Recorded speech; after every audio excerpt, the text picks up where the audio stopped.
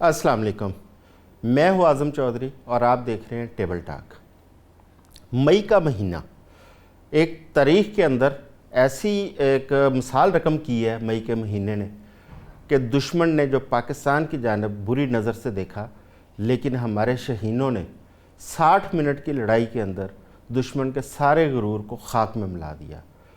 उन्होंने पाकिस्तान के ऊपर जारियत की और एक फ़ाल्स फ्लैग ऑपरेशन करके पाकिस्तान को मुर्द इल्ज़ाम ठहराने की कोशिश की, लेकिन उनके उधमपुर से लेकर ब्यास तक हर जगह उनकी जितने स्ट्रेटजिक उनके वहाँ पे थी चीज़ें, वो सारी मलिया मेट कर दी गई। और इसकी आज हम उसकी सालगिरह मना रहे हैं। और इस मार्का हक ने यह भी साबित किया है कि ये सिर्फ टेक्नोलॉजी का तफावत नहीं है, ये पेशावराना महारत और जज्बा ईमानी, उसकी अहमियत, उसको भी उजागर करता है। ये एक जानब हम मार्का हक की ये सालगिरह मना रहे हैं, दूसरी जानब दुनिया के ऊपर फिर जंग के बादल मंडला रहे हैं।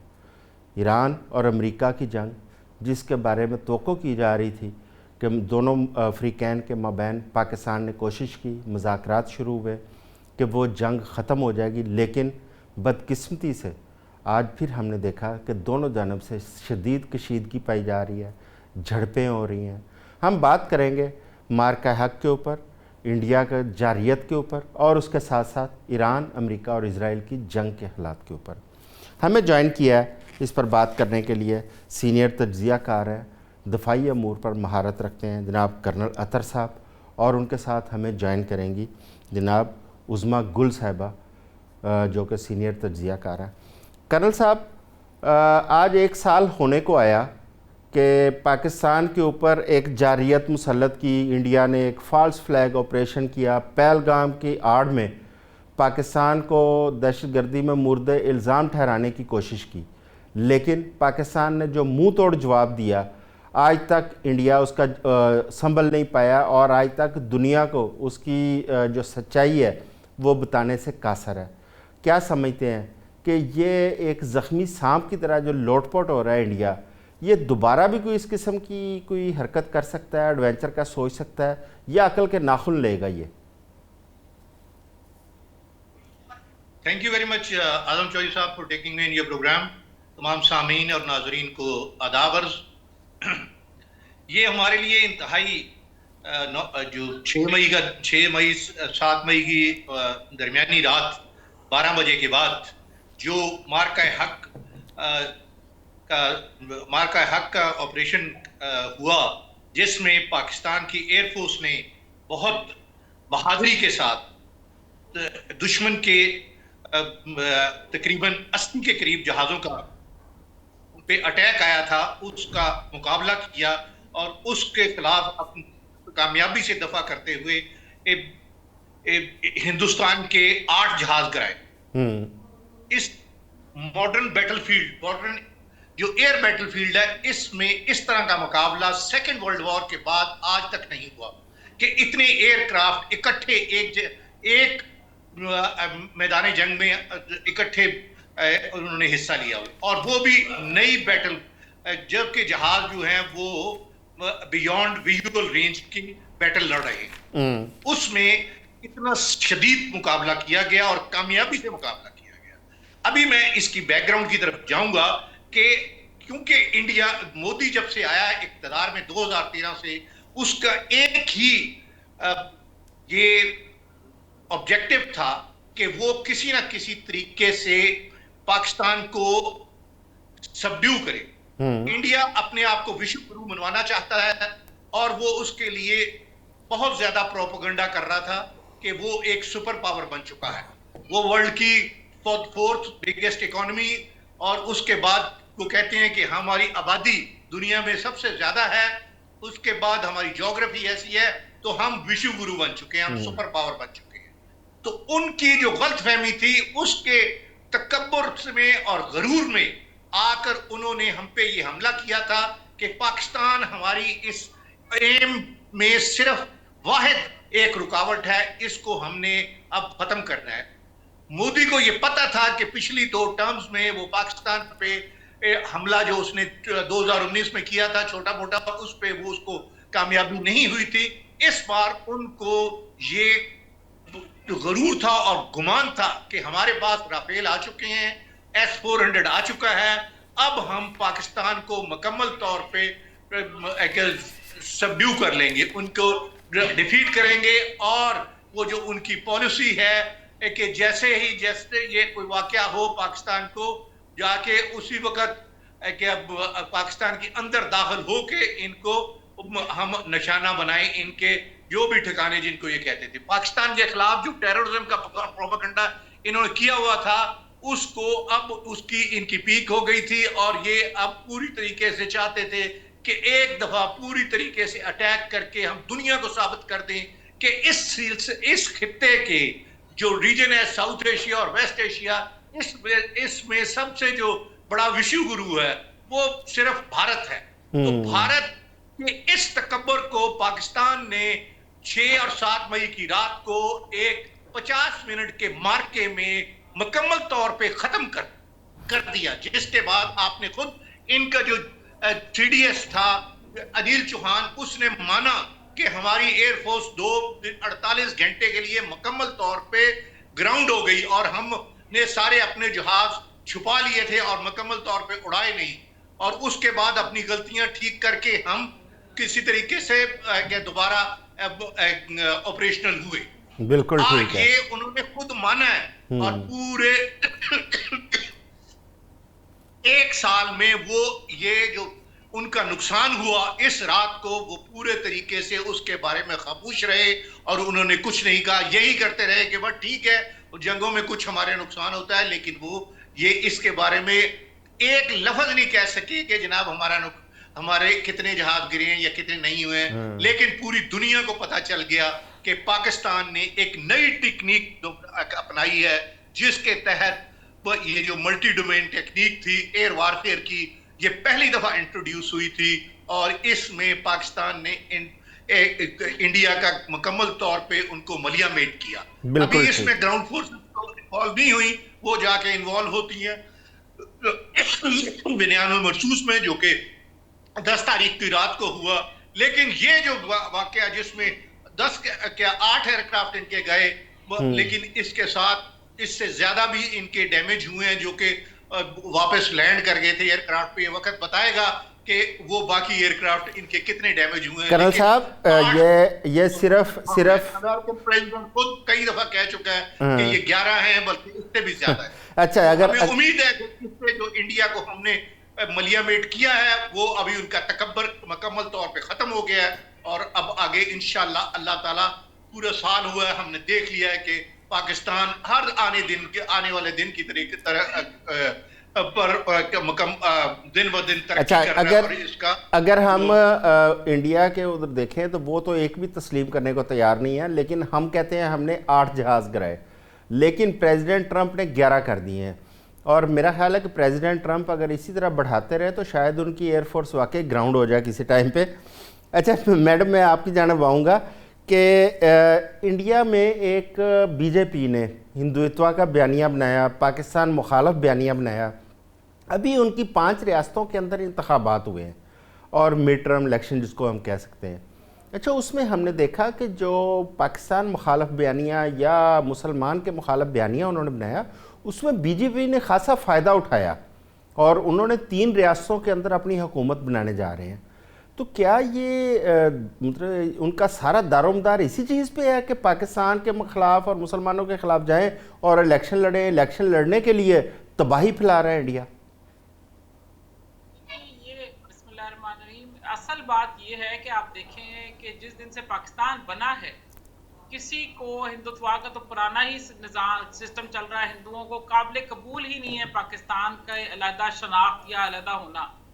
और इसकी वजह से ये जो उनके दिल में आग लगी हुई है वो बुझने नहीं पाती, और वो हर थोड़े अरसे बाद उनको कोई ना कोई वारदात या वाकया करते हैं और किसी तरह पाकिस्तान को, यानी कि आप अगर देखें तो उनकी तमाम तवज्जो का मरकूज जो है वो पाकिस्तान है। उनका एक इशू हर वक्त पाकिस्तान है। कहने को वो कहते हैं कि हमें पाकिस्तान की परवाह नहीं है, मगर आप देखिए कि उनका तमाम मीडिया, सोशल मीडिया, हर चीज जो है ना वो एक चीज पे फोकस्ड है, वो है पाकिस्तान।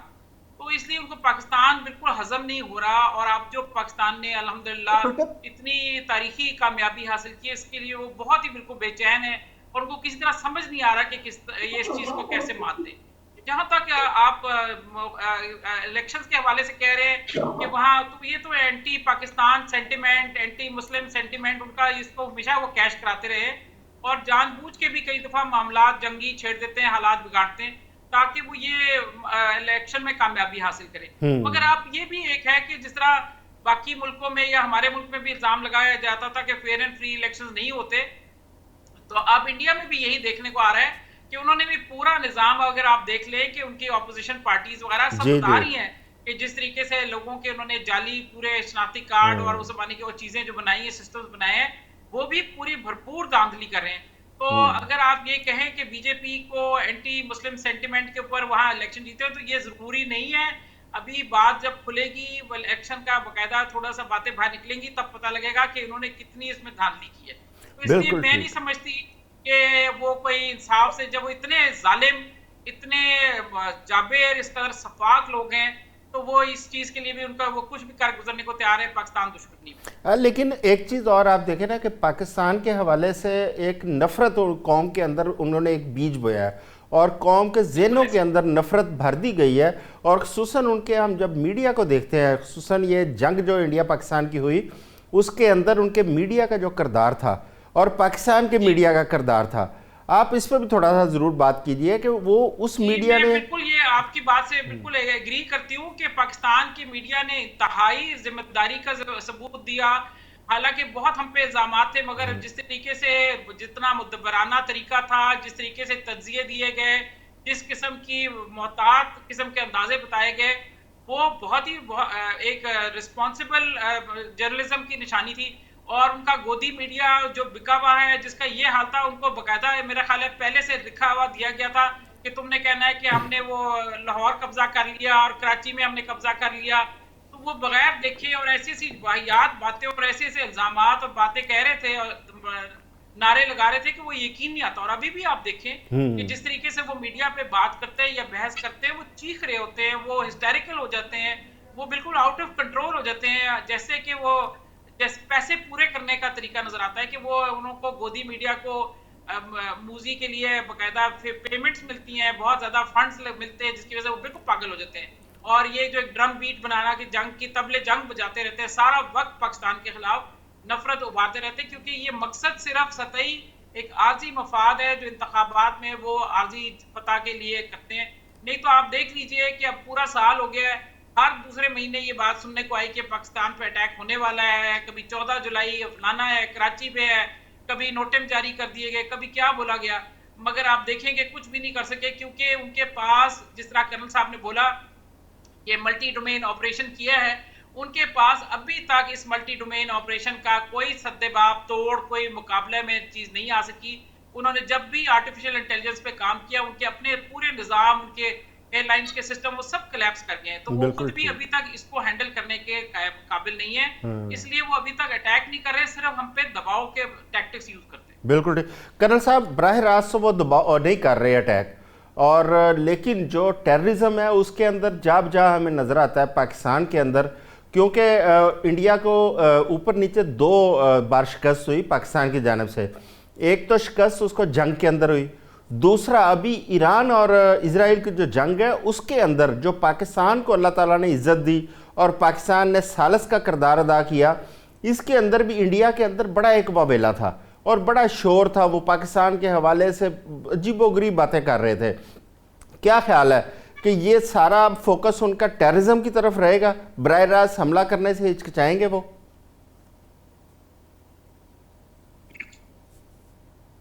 چوہدری صاحب, بات یہ ہے کہ انڈیا نے اپنا جو زور لگانا تھا لگا لیا, کہ انہوں نے جو ہم پہ یہ ڈبل فرنٹ کھولا تھا, ایک ایسٹرن فرنٹ سے ایئر اٹیک اور دوسری افغانستان کی طرف سے ہم پہ جو ٹیررزم شروع کیا تھا through Taliban, T T P, وہ سارے کا سارا اب ملیا میٹ ہو چکا ہے. پاکستان نے جو اپنی ہارڈ پالیسی اڈاپٹ کی ہے پچھلے 2025 سے آنورڈ, جنوری 2025 سب سے پہلے کیا ایران کی طرف سے اٹیک ہوا تھا جس کا ہم نے جواب دیا تھا, پھر یہ مئی میں آ کے جو یہ پہلگام کے بہانے سے جو جس طرح انڈیا نے ہم پہ اٹیک کیا اس کو جس طرح جواب دیا گیا وہ انڈیا سب سمجھ گیا ہے. ابھی آپ دیکھ لیں کہ جب اپنے فیلڈ مارشل صاحب ٹرمپ کو ملنے کے لیے لنچ کرنے کے لیے ان کے پاس وائٹ ہاؤس میں گئے تھے, ان کو صاف بتا دیا گیا تھا کہ جو آپ نے یہ مارکہ حق میں جس طریقے سے انڈیا کو کمپریہنسو ڈیفیٹ دی ہے یہ پوری دنیا کے لیے ایک عجوبہ ہے. کوئی بھی اس کو نہیں سمجھ سکتا تھا. انڈیا کو ہم اس خطے کا ہم نے نیٹ سیکیورٹی پرووائڈر بنایا ہوا تھا اور اس خطے کی چوکیداری اس کو دی ہوئی تھی, لیکن جس طریقے سے آپ نے ڈیفیٹ کیا ہے ہمارے سارے سیکیورٹی پلان کو آپ نے ٹاپسی ٹروی کر دیا, الٹا کر دیا. اس لیے ابھی ہمیں ساری پلاننگ اپنی دوبارہ آپ نے ہمیں سوچنے پہ مجبور کر دیا ہے. اور اس کے سلے میں اس دن سے آپ دیکھ لیں آج تک امریکہ نے پاکستان کے اوپر ریلائے کرنا شروع کر دیا. پاکستان کے ساتھ روس نے بھی تعلقات اپنے استوار کر دیے. چین کے ساتھ تو ہمارے پہلے ہی ریلیشن شپ بہت اچھی تھی. انڈیا اب بالکل بیک گراؤنڈ میں چلا گیا ہے. انڈیا کو اب کوئی اس خطے میں سوائے اسرائیل کے گھاس نہیں ڈال رہا ہے. انڈیا بالکل آئسولیشن میں ہے. ان کا یہ جو ایران یو ایس وار ہوئی ہے اس وار میں ان کو کوئی پتہ نہیں, کسی نے پوچھا تک نہیں ہے. اور یہ جو اس حصے کے اس خطے کے وشو گرو بنے پھر رہے تھے وہ ان کا خواب مکمل طور پہ خاک میں مل گیا ہے. ابھی یہ جو سوچتے ہیں کہ ہم دوبارہ کبھی اٹیک کریں گے یہ سوچ بھی نہیں سکتے. یہ صرف ہوا میں باتیں کر رہے ہیں. ہوا میں باتیں کرنے اور لوگوں کو اپنے جو ان کا ڈومیسٹک آڈینس ہے اس کی کنزمپشن کے لیے ہے. ابھی الیکشن ہر اسٹیٹ میں ہوتے ہیں, وہاں جا کے یہ دوبارہ یہ پاکستان کے خلاف دھمکیاں, وہ ایک ان کے پاس پاکستان ہے اور اسی کی یہ اس کو دھمکیاں لگانی شروع کر دیتے ہیں اور کہتے ہیں کہ ابھی ہم اٹیک کر دیں گے. یہ آپریشن سندور جاری ہے. یہ بالکل اس کے علاوہ ان کا کوئی اور ایسا حل نہیں ہے. ابھی آپ یہ بات کر رہے تھے کہ یہ جو انہوں نے الیکشن ان کی 3 اسٹیٹوں میں ہوئے ہیں, بنگال 5 میں ہوئے نا, تامل ناڈو اور کیرل میں 5 میں ہوئے ہیں. آسام اور پونڈیچری بھی ہے اس میں شامل ہے. آسام اور پونڈیچری 5 ریاستیں ہیں ٹوٹل. تو ان کو جو وکٹری ملی ہے وہ بنگال اور آسام میں ملی ہے. کیرل میں تو کانگریس جیت گئی ہے مسلم لیگ کے ساتھ, اور جو تامل ناڈو ہے وہاں پہ وہ جو اس نے اداکار جیتے ہیں وجے پارٹی جو ہے اس نے وہ ایک اور جو وہ اس کی تھی پارٹی, اگر اس کا نام بھول رہا ہوں, وجے ان کے ایک اداکار ہے ساؤتھ انڈین, ان کی پارٹی تھی, وہ جیتے ہیں. جو بنگال میں ہوا ہے, بنگال میں انہوں نے الیکشن کمیشن کے ساتھ مل کے فراڈ کیا ہے. مسلمانوں کے 90 لاکھ ووٹ جو ہیں اس کو انہوں نے ان میں سے صرف 30 لاکھ ایکسیپٹ کیے ہیں. 60 لاکھ جو ہیں وہ انہوں نے سارے کے سارے وہ ووٹر لسٹ سے نکال دیے تھے. اور جو مسلم ووٹ ہے وہ سارے کا سارا کیا ممتا بینرجی کو یا کانگریس کو جاتا تھا. ابھی وہ نہ جانے کی وجہ سے جو وکٹری مارجن تھا تقریباً 50 سیٹوں میں ان کا فرق پڑ گیا ہے اور اس سے یہ سارا ہوا. لیکن ابھی آپ دیکھیے گا اس الیکشن کا فیوچر میں آگے جا کے جو ان کی اپوزیشن جو ہے وہ یونائٹ ہوگی اور وہ یونائٹ ہو کے بی جے پی کو بڑا ٹف ٹائم دے گی. اور اس کا آپ دیکھیے گا اس الیکشن کا فیوچر آنے والی سٹیٹس کے الیکشن میں بڑا ایفیکٹ پڑے گا. یہ اس طرح اس کو مت دیکھیں, انڈین جو ہے کیا ووٹر وہ بڑا سمجھدار ہے, وہ اس چیز کو سمجھتا ہے اور وہ اس کو ایزیلی نہیں لے گا. اور ویسے بھی ان کی جو اسٹیٹ الیکشن ہے اس کا اور جو ان کا لوک سبھا کا الیکشن ہوتا ہے اس کے ٹیمپرامنٹ پہ ڈفرنس ہوتا ہے. پچھلی بار جیسے آپ کو پتہ ہے کہ جو ان کا لوک سبھا کا الیکشن تھا اس میں جو مودی صاحب تھے وہ 400 سیٹوں کا کلیم کر رہے تھے اور ان کو ملی 200 سے بھی کم سیٹیں. تو یہ آپ دیکھ لیں کہ یہ اس طرح نہیں ہوتا. یہ ساری چیزیں اس کے ساتھ ساتھ باقی اور بھی اس میں عوامل ہیں جو دیکھے جائیں گے اور وہ سارے کے سارے ان کے جو آنے والے الیکشن جو ہوں گے ان میں اس کا اثر سامنے آئے گا. بالکل ٹھیک ہے. میڈم عظمیٰ, ایک تو پاکستان اور انڈیا میں براہ راست لڑائی, دوسری پروپیگنڈے کی ایک بڑی خوفناک لڑائی ہے جو انڈیا پاکستان کے خلاف کرتا ہے. اچھا دوسری جانب ہم دیکھیں تو پاکستان کے اندر مختلف جو دہشت گردی کے واقعات ہیں، بالخصوص حالیہ دنوں میں جو پاکستان میں ٹارگٹ کلنگ کی گئی ہے جس میں راب براہ راست ملوث ہے، اور اس کے ہمارے پاس یہاں پہ ایویڈنس بھی موجود ہے، ہمارے پاس گواہ بھی موجود ہیں، کیونکہ انہوں نے پاکستان کے لوگ تھے جن کو پیسے دے کے یہاں پہ استعمال کیا۔ کیا وجہ ہے ہم اس بیانیے کا توڑ کیوں نہیں کرتے، اور انڈیا کے خلاف اگر ہمارے پاس اتنی ایویڈنسز آ جاتی ہیں ہم اس کو انٹرنیشنل فورمز کے اوپر یا یونائٹڈ نیشن کے اندر کیوں نہیں پروڈیوس کرتے؟ یہ بات آپ سمجھ لیں کہ اگر ہم نے چونکہ ایویڈنس بھی دیا ہے، پہلگام کے لیے نہیں دے سکے اور پلوامہ کے لیے بھی نہیں دے سکے، مگر ہمیں بیچ میں انہوں نے اس وقت انٹرنیشنل پریشر ڈال کے ہمیں بیچ میں ایف اے ٹی ایف میں رکھ لیا۔ اسی طرح آواز بڑی ویک ہے اعظم چودھری صاحب، آواز ویک ہے جی آواز آ رہی عثمان ہے؟ صاحبہ کی آواز نہیں آ رہی۔ میڈم عظمیٰ صاحبہ کی آواز نہیں جا رہی کرنل صاحب کو؟ جی جی جی میڈم۔ اب بیسیکلی یہ بات سمجھنے کی ہے کہ ہمارے یہ جو اگر ہم نے جس طرح ڈوسیئرز ان کے دیے جاتے ہیں، یو این کے اندر بھی دیے گئے ہیں، پاکستان ابھی ٹیررزم کے اس کا کمیٹی کا ہیڈ بھی تھا یو این کے اندر، مگر یہ سارا کچھ کرنے کے باوجود آپ ان کا کیا کر سکتے ہیں؟ مجھے بتائیے، زیادہ سے زیادہ یا تو آپ اس کا کہیں کہ آپ دہشت گردی کی ہے تو آپ بھی ان کے اوپر اٹیک کر دیں، اور تو کوئی طریقہ نہیں ہے، کیونکہ اس وقت آپ دیکھ لیجیے کہ انٹرنیشنل لیول پہ کیا حالات ہیں، کوئی کسی کے لیے کچھ نہیں کرتا، ہر ایک کو اپنی جنگ خود ہی لڑنا پڑتی ہے۔ اور اس وقت جس طریقے سے انڈیا بہیو کر رہا ہے، جس طریقے سے افغانستان میں اس نے T T P be L A کے ساتھ مل کے ہمیں اتنا مشکل ٹف ٹائم دیا، اور الحمدللہ پاکستان گورنمنٹ نے اور ہماری افواج پاکستان نے ان کا صحیح سدباب کیا، اور اب بالکل صحیح درست ابھی تو اس کا علاج یہی ہے کہ ہم جو ہارڈ اسٹیٹ کا ہمارا رویہ ہے وہ قائم رکھیں، اور نو نانسنس بیہیویئر ہمارا ہونا چاہیے کہ ایک بھی ہمارا پاکستانی مارا جائے گا یا شہید ہوگا تو اس کے خون کے لیے ہم جا کے اینڈ تک جائیں گے، کیونکہ اس کے علاوہ اور کوئی طریقہ ہی نہیں ہے۔ آپ مجھے بتائیے، یہ ٹیررزم کرتا ہے کوئی، اس کو اون کرنا، اس کو ثابت کرنا، اس کے ثبوت پہلے اکٹھے کرنا، پھر لے کے انٹرنیشنل فورمز پہ لے کے جانا۔ آپ دیکھ لیجئے کہ جس طریقے سے اسرائیلی وزیر اعظم شیطن یاہو کو انٹرنیشنل کورٹ آف جسٹس نے کرمنل ڈکلیئر کر دیا، تو کیا ہو گیا؟ وہ جگہ جگہ پھر بھی رہا ہے، اسی طرح کام بھی کر رہے ہیں۔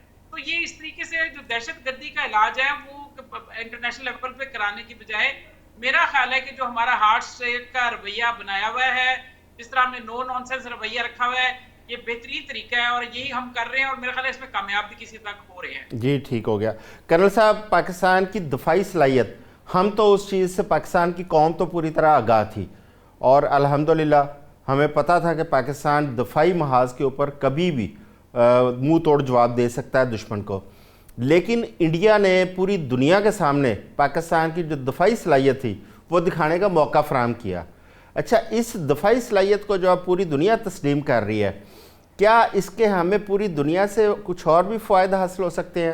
کیا دنیا ہمارے ساتھ جو دفاعی معاہدے ابھی ایک دو ممالک نے کیے ہیں، کیا مزید پاکستان کے ساتھ ہو سکتے ہیں یہ؟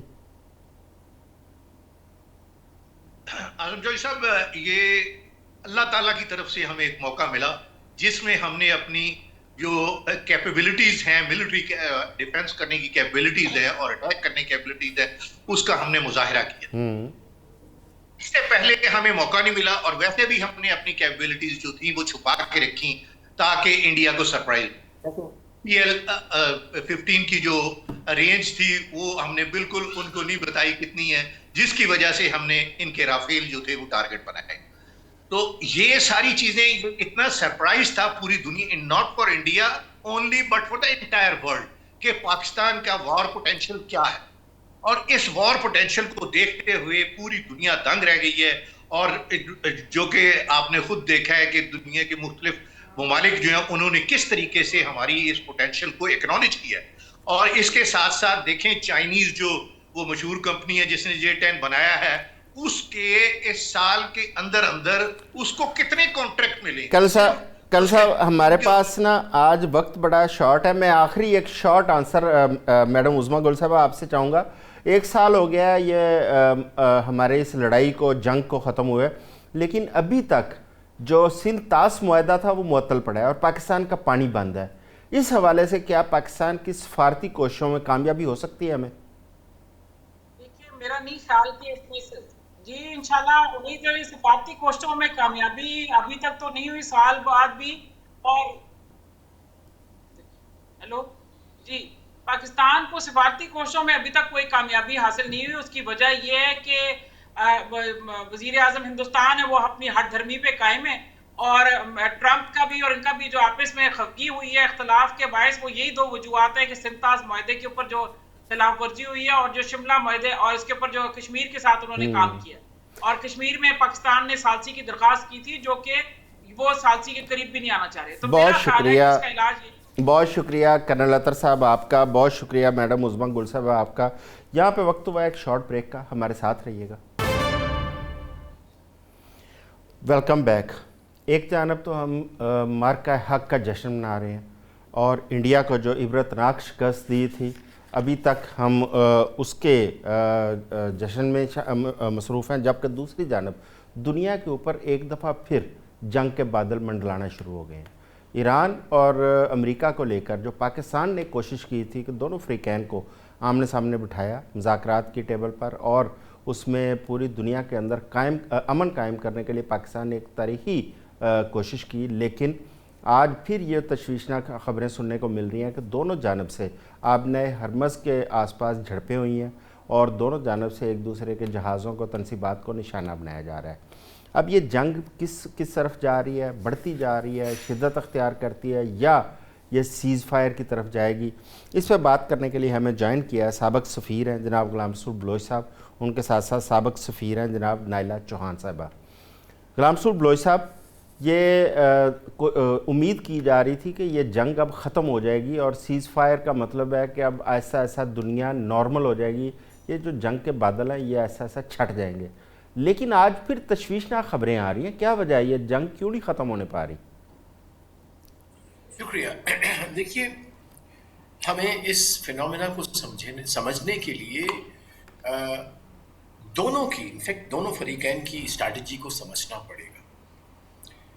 अमेरिका की जो ट्रंप की, एक्चुअली अमेरिका को नहीं कहना चाहिए, is so personalised governance and decision making कि वहाँ सिर्फ एक शख्स ही मैटर करता है और वो है मिस्टर ट्रंप, प्रेसिडेंट ट्रंप। तो उसका यही रहा है, जो उसकी जो तालीम है, जो उसकी तरबियत है और जो उसका एक्सपीरियंस है, कि वो अपने आप को मास्टर डील मेकर कहता है दुनिया का, और उसमें वो कहता है कि मेरी डील मेकिंग का जो बेसिक फन ये है कि अपोनेंट को जितना प्रेशर में डाल के करवाओगे डील, उतना ज़्यादा अच्छी डील मिलेगी।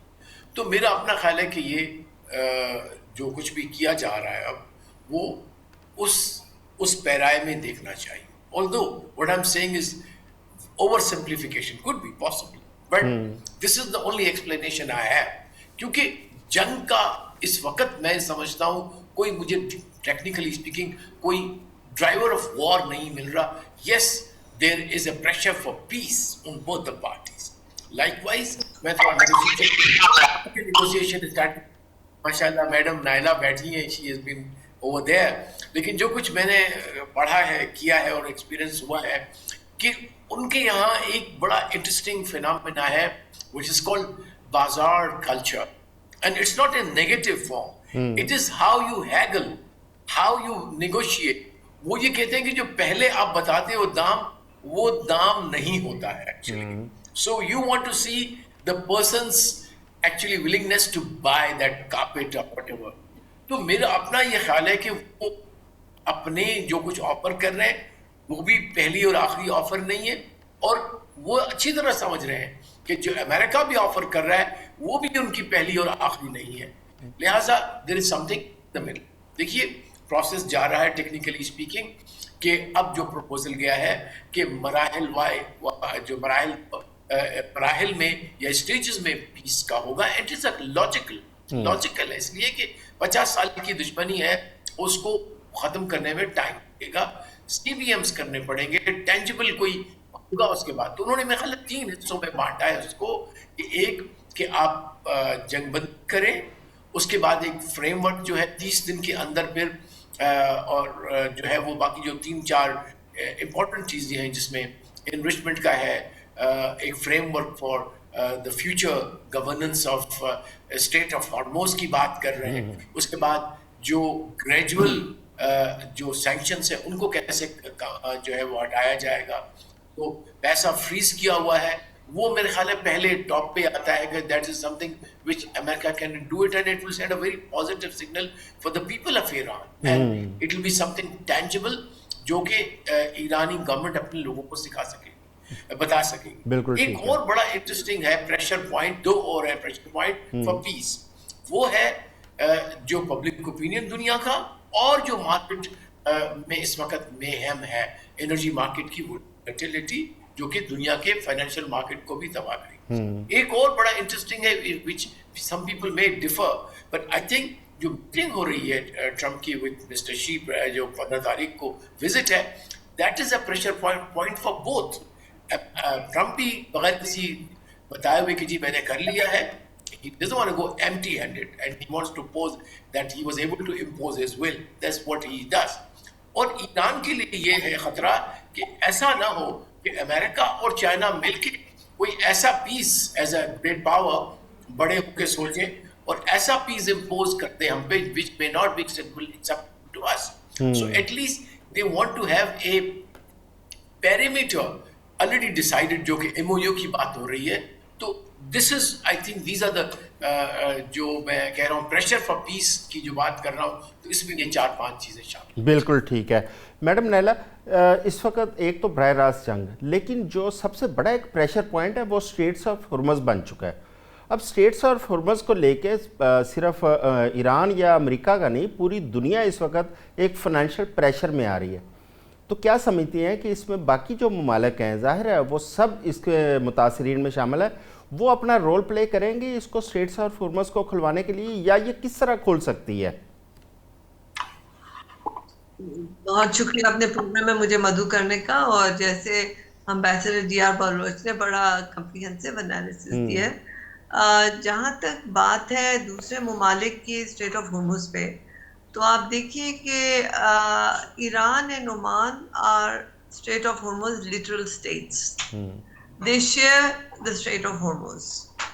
اور جو پیٹرول آتا ہے وہ گلف کنٹریز کا آتا ہے, اور ایران نے جو اٹیک کیا ہے آن دا امریکن بیسز ان دا گلف انکلوڈنگ سعودی عربیہ, اس سے آپ دیکھیے کہ سعودی عربیہ اور قطر نے بڑے واضح الفاظ میں امریکہ کو کہہ دیا ہے کہ ہم آپ کو اب بیسز یہاں پہ نہیں دیں گے.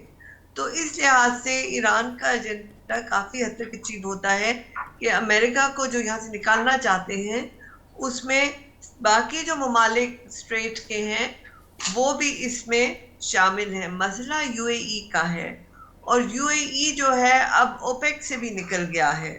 دیٹ مینس کہ وہ اپنا فری لینسنگ اور امریکہ کی سپورٹ سے نکلا ہے کہ وہ اپنی جو آئل اینڈ گیس کی پرائسنگ ہے وہ اوپیک کے جو لمیٹیشنز, کیونکہ اوپیک از اے کارٹیل جو کہ ملتے ہیں اور آئل پرائسز کو وہ نیگوشیٹ کر کے ایک آپٹیمم لیول پہ رکھتے ہیں, جس سے دنیا کی اکانومی کا جو ہے پورا دار و مدار ہے اس پہ.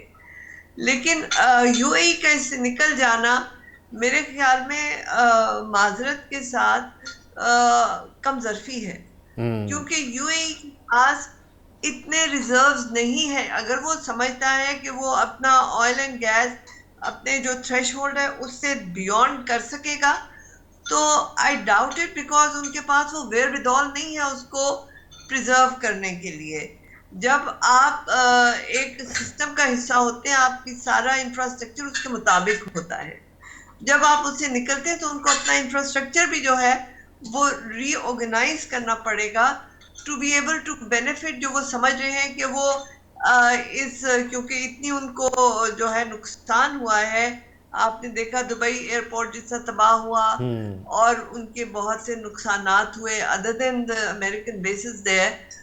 تو اب یو اے ای جو ہے وہ کیا کہتے ہیں, مرتا کیا نہ کرتا, انہوں نے اس میں سے اوپیک میں سے نکل گئے ہیں.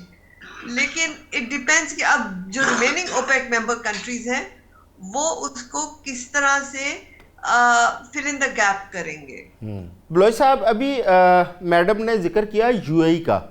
اچھا, یو اے ای کیا جو اچانک اوپیک سے نکل گیا ہے, یو اے ای اچانک اسرائیل اور امریکہ کے ساتھ اس طرح کھل کے آ گیا ہے اور مڈل ایسٹ کے اندر ایک ری الائنمنٹ نظر آ رہی ہے, کیا یہ صرف جنگ کے دوران ہے، یہ اس کے بیک گراؤنڈ میں کچھ اور چیزیں بھی پہلے سے چل رہی تھیں؟ یو اے ای کیا پہلے سے اسرائیل کے ساتھ اتنا تھک ہو چکا تھا؟ دیکھیے یو اے ہیز بین، بلکہ اب خیال کہنا پڑے گا ہمیں، بہت اچھے تعلقات ہیں، ہم بہت احترام کرتے ہیں ان کا، ان کے لیڈرز کا، ہسٹوریکل ریلیشن شپ پاکستان کے ساتھ رہے ہیں، لیڈرز کے ساتھ رہے ہیں. لیکن میرے خیال ہے ہمیشہ آزمائش جب آتی ہے تو پھر صحیح چہرہ نظر آتا ہے، صحیح تھنکنگ نظر آتی ہے. تو ان کی تھوڑی تھنکنگ اس وقت جو مجھے نظر آ رہی ہے وہ بذات خود ان کے اپنے انٹرسٹ میں نہیں ہے. اس لیے نہیں ہے کہ ہمیں یہ پتہ ہے کہ ان کے پاس کوئی اسٹریٹجک اسٹرینتھ نہیں ہے ان ٹرمز آف جیوگرافی اور even in terms of population. 1 million لوگ ہیں بذات خود یو اے کے، باقی سب ایکسپیٹریٹس ہیں 80%. تو اس پہ اتنے بڑی اپنے آپ کو انوالو کرنا دنیا کے مختلف جو ہے کرائسس میں، سول وارز میں، یہ بڑا مختلف ہے. دوسرا امپورٹنٹ چیز کہ جس امبریلا کو لے کے یہ آگے چلنا چاہ رہے ہیں وہ اس کا اس ریجن سے کوئی تعلق نہیں ہے. اور دیکھیے جغرافی کی اپنی ایک ڈکٹیشن ہوتی ہے، تو لا محالہ جی سی سی کو ایران کے ساتھ کو ایگزسٹنس کا کوئی فارمولا طے کرنا پڑے گا اگر یہ چاہتے ہیں اپنی اکانومیز کو چلانے کی، کیونکہ ان کی اکانومیز بڑی ببل اکانومیز ہیں، ٹورزم کے اوپر ہے، ریئل اسٹیٹ کے اوپر ہے، کچھ کالا سفید دھن ہے، اسی طرح سے اور ابھی وہ سافٹ ویئر پہ جا رہے تھے، AI پہ جا رہے تھے. This all requires a very secure environment. آپ کسی ایسے الائنس کی حصہ نہیں بن سکتے، میں اسرائیل کی بات کر رہا ہوں، جو کہ اس کی سسٹیننس ہی وارز کے ساتھ ہے، اس کی سسٹیننس ہی کرائسس کے ساتھ ہے. تو میرا خیال ہے امن شعوری طور پہ ان کو یہ نہیں آنا سوچنا چاہیے، یہ غیر منطقی چوائس ہے اسٹریٹجیکلی بھی اور اپنی سیلف آف پریزرونس کی. بالکل ٹھیک ہو گیا، بالکل ٹھیک ہے. میڈم نیلا، پریزیڈنٹ ٹرمپ جا رہے ہیں چین کے دورے پر. ایک تو تھوڑا سا یہ بتائیے گا کہ اس کی کیا سگنیفیکنس ہے، اور دوسرا اس جنگ کے حوالے سے یہ جو پریزیڈنٹ ٹرمپ کا چین کا دورہ ہے، خصوصاً اس جنگ کے حوالے سے اس کی اہمیت کیا ہوگی؟ وہ ایک چیز سے بہت سے شکار کرنا چاہ رہے ہیں، اور یہ جو بلاکیج انہوں نے اسٹریٹ آف ہارموز کا کیا ہے، امریکہ کا تو یہاں سے زیادہ مال نہیں جاتا، یہاں سے زیادہ مال تو چین اور ایسٹ ایشین کنٹریز کا جاتا ہے. تو میرے خیال میں انہوں نے یہ جو بلاکیج کیا، ایران نے تو بلاکیج نہیں کیا ہوا، امریکہ نے کیا ہوا ہے. تو I presume my instinct is Ambassador GR may give his views on it also. I think Trump Saab is trying to soften the Chinese before he goes there. کیونکہ ایران جو ہے یہ ایران اور امریکہ کی جنگ کا، اور امریکہ اور چین کی جو ہے اکنامک جو ان کی ٹریڈ وار کا یہ ایک حصہ ہے، یہ کڑی ہے. ٹھیک ہے. اچھا جی، یہ ایک چیز اور، ایران کے جو اس وقت کہا جا رہا ہے، مختلف آپ انٹرنیشنل جریدے دیکھیں ان کے اندر خبریں بھی آ رہی ہیں کہ ایران کے 70% جو میزائل کا ذخیرہ ہے وہ ابھی تک محفوظ ہے، اور ایران بار بار یہ کہہ بھی رہا ہے کہ ہم ابھی بھی امریکہ کو سرپرائز دے سکتے ہیں. کیا اس بات میں صداقت ہو سکتی ہے کہ ایران پہ اتنی تباہی کے باوجود کہ ایران دفاعی طور پر ابھی تک اتنا مضبوط کھڑا ہے؟ ایران کو سمجھنا بڑا ضروری ہے. میں عموماً اپنے دوستوں کو کہتی ہوں کہ تہران کا مطلب کیا ہے، کہ تہوں میں رہنے والے، کیونکہ پچھلے 1000 سالوں سے تہوں میں رہ رہے، ان کے سارے سسٹم جو ہے وہ تہوں میں ہے. تو انہوں نے جب بنکر بسٹر بھی مارا، it didn't go deep enough to hit Iranian installation. تو if Iran is claiming, of course war میں جو ہے ایک سائیکولوجیکل وارفیئر بھی ہوتی ہے، ایگزیجریشن دونوں سائڈ سے بھی ہوتی ہے. I am not going to say کہ وہ نہیں ہے، بالکل ہے، لیکن reality of the matter is کہ ایران ہیز مور. دیکھیے نا، جب لاسٹ ایئر 12 دن کی جنگ ہوئی تھی تو اس کے بعد امریکہ اور اسرائیل نے کہا تھا کہ ہم نے ان کا نیوکلیئر سسٹم نیست و نابود کر دیا ہے، وی ہیو ون دا وار. اور اب ہم کامیاب ہو کے گھر جا رہے ہیں. تو اگر وہ کامیاب ہو کے گھر جا کے اب کیوں ان کو نیوکلیر کی ضرورت پھر پڑ گئی اور کیوں وہ دوبارہ جو ہے ایک موضوع بن گیا نیگوسیشن کے لیے؟ تو یا پہلے بات درست نہیں تھی اور یا اب ایجنڈا کچھ اور ہے. تو جو بھی ہے ایران کی جو ڈیپتھ ہے, جو پروفنڈٹی ہے, جو اس کی تاریخی, ان کی جو فرہنگی جو اسٹرینگس ہیں, یہ ویسٹ ان کی تہذیب کو سمجھ ہی نہیں پا رہا. اور ان کو اس میں جانے سے پہلے بھی جو ایران کو تھوڑا جانتے انہوں نے محتاط کیا تھا. ایون جنرل کینز ڈidn't want to go into it. لیکن جب جنگ شروع ہو گئی تو obviously they had to do what they had to do. But Iran کی آپ دیکھیے کہ اسٹریٹ آف ہورموز میں ہی انہوں نے نیچے انڈر واٹر غاروں میں میڈیٹ سب مرینز رکھی ہوئی ہیں. جی بالکل. میں بلوچ صاحب آپ کی جانب آتا ہوں. ہم اگر اسٹریٹس آف ہورموز کو لیتے ہیں, دنیا کے اوپر جو ایک پریشر ہے اس کو لیتے ہیں, تو اب پاکستان نے اپنا ایک بڑا بھرپور رول پلے کیا کہ کسی بھی طریقے سے سیز فائر ہو جائے, کسی بھی طریقے سے دنیا کے اندر امن قائم ہو. لیکن دونوں ممالک کی, دونوں افریقین کی جانب سے اب پھر جو جھڑپیں شروع ہوئی ہیں, ہمارا جو پاکستان کا انیشیٹو ہے اس میں ہم کس حد تک کامیاب ہو سکتے ہیں؟ آگے آپ کو کیا نظر آ رہا ہے؟ کیا پاکستان دونوں افریقین کو دوبارہ ٹیبل پر بٹھا پائے گا؟ آئی تھنک کہ مومنٹم جس طرح سے ہے, جو تھوڑی بہت جنگ جو جا بھی ہے, جو جس میں کچھ شیڈو جنگ بھی ہے اور کچھ ایکچوئل جنگ بھی ہے, لیکن سب سے بڑی بات یہ کہ I really gave my compliments to our Ministry of Foreign Affairs, the foreign minister, the foreign secretary, and of course our chief of the defense, Mr. Asim Munir, کہ جنہوں نے اپنا ویژن بڑا اسٹیٹ رکھا ہے. they are not like blurred by the cacophony narrative کی وار ہے یا چاہے دھند ہے, چاہے وہ وار کی دھند ہے, اس دھند میں اپنا ایک راستہ نہ صرف ایز اے میڈیٹر رکھا ہوا ہے, لیکن فریقین کو بتا رہے ہیں کہ یہ پگڈنڈی ہے جس پہ چل کے آپ امن کی راہ پہ جا سکتے ہو.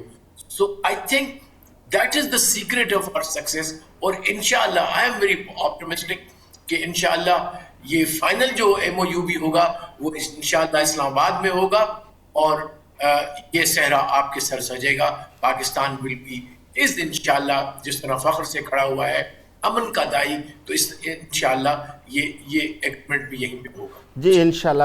میڈم نیلا, جنگ کے باوجود ایران کے ساتھ تقریباً 13 سے 14 ممالک ہیں جو براہ راست اس وقت بھی ٹریڈ کر رہے ہیں.